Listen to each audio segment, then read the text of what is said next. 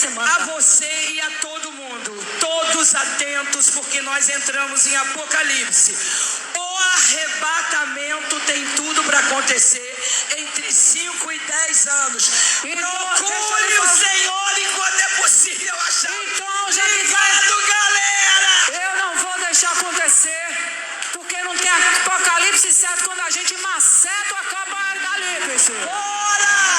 Canta uma pequena Eva pra mim Eu agora. vou cantar um macetano porque Deus está mandando um macetano certo. Glória! É o macetano de Jesus. E ele não permitirá, porque a força de Deus é maior do que qualquer mandamento, do que qualquer energia, porque ele é a maior energia de todas. Glória a Deus, aleluia! Estou iludido. Fala galera, com certeza você deve ter visto aí essa disputa teológica aí no carnaval, né? E tá bombando aí nas redes sociais esse episódio, né? Podemos tirar várias lições disso. A primeira delas é que o fanatismo religioso no Brasil chegou ao carnaval também, né? Então tem sido uma disputa muito grande, né? Trazer temas religiosos, tanto para desfile, né, lá no Rio de Janeiro, como agora, né, já estão disputando e pregando nos trio elétricos, né. Então, por um lado, isso é fantástico pela questão, né, de que a mensagem cristã, mesmo defeituosa, ela está chegando e ganhando, né, notoriedade cada vez mais no país, com artistas, né, envolvidos com a ideia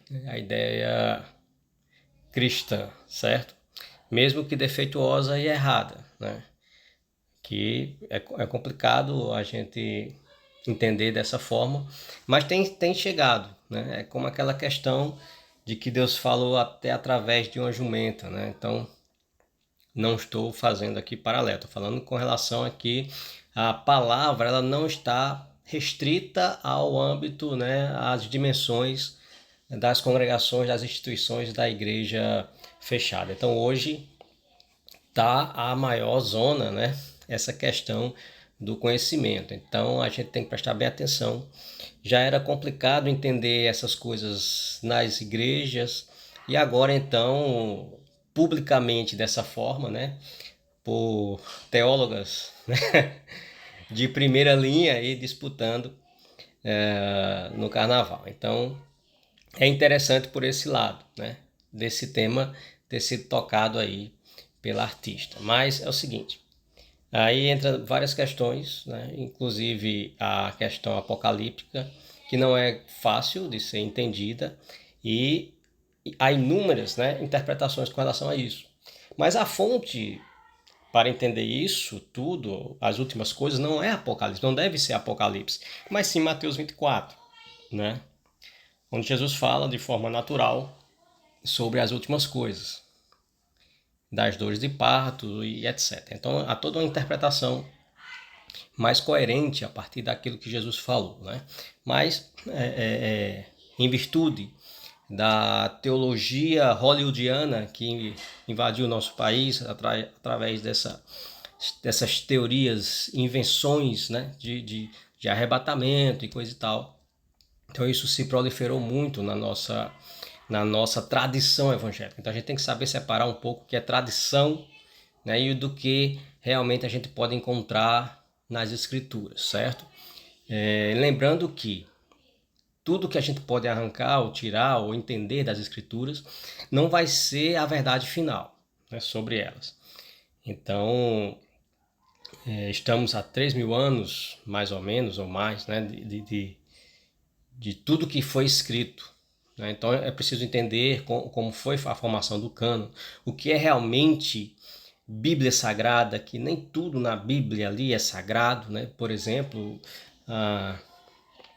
as palavras dos homens, né, as intenções, a visão humana com relação a Deus e tudo mais, né? Então a palavra de Deus, eu estou certo de que a Bíblia ela contém a palavra, mas ela não é na sua totalidade a palavra. Então precisamos entender vários fatores. Deus nos deu a racionalidade, Deus nos deu o pensamento, a razão, o poder de criar, de entender, de buscar a verdade, embora, né, seja uma verdade parcial, certo?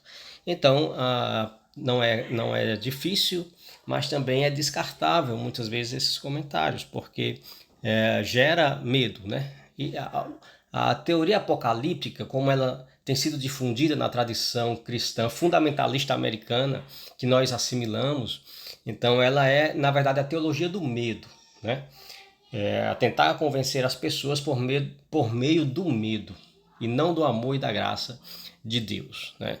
Então é uma teoria que precisamos entendê-la, ver as outras vertentes, né? É incoerente você pensar em uma terceira e quarta vinda de Jesus, como prega a teoria do arrebatamento, né?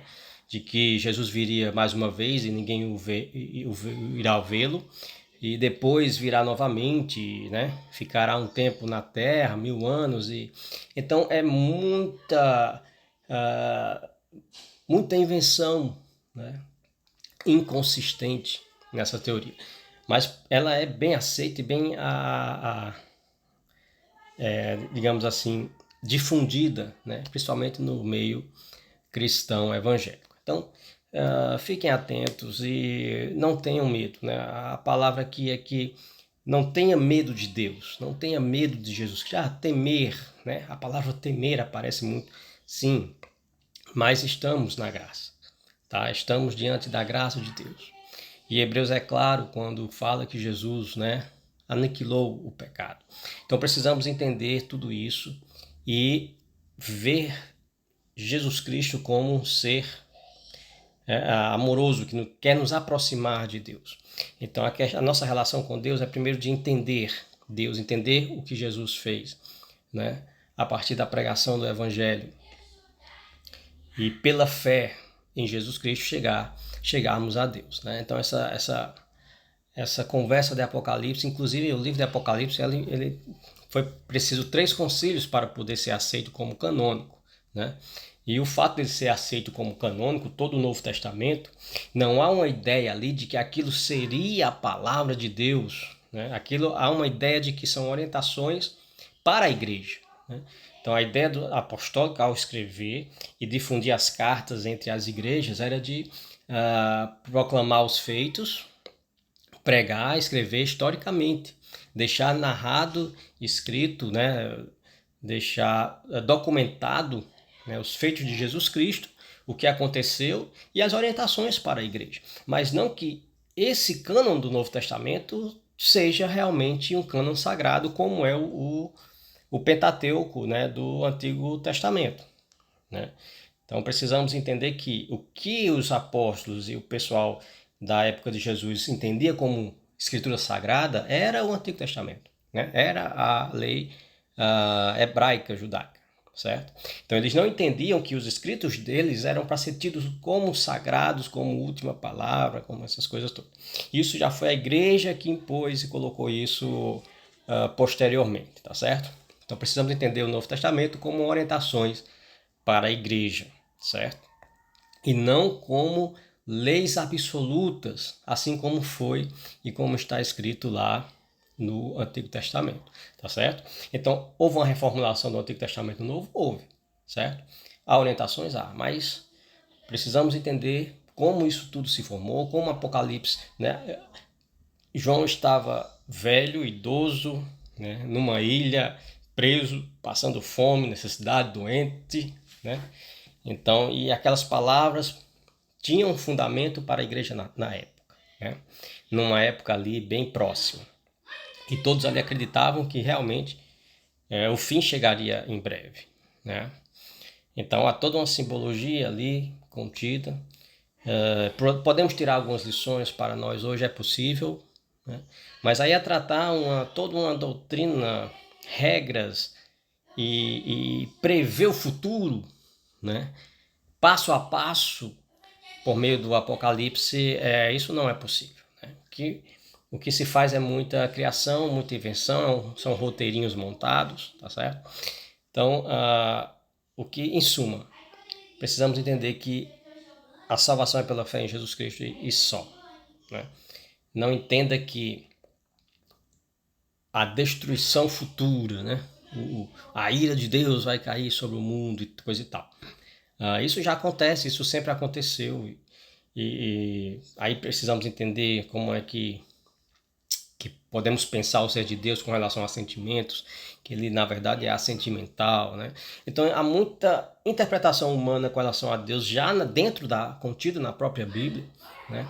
Então, para saber peneirar tudo isso, é necessário exercício racional, é necessário estudo, e Deus não proíbe estudar sobre ele, Deus não proíbe racionalizar sobre ele, ele nos deu a capacidade de sermos como nós somos, porque somos semelhança dele. Também somos criadores, também somos artistas, assim como ele é, também somos tudo aquilo que, digamos assim, que há na essência de Deus, ele passou para nós, né? Nesse sentido de sermos capazes de chegar a uma compreensão saudável sobre o mundo, sobre o universo e sobre Deus, tá bom?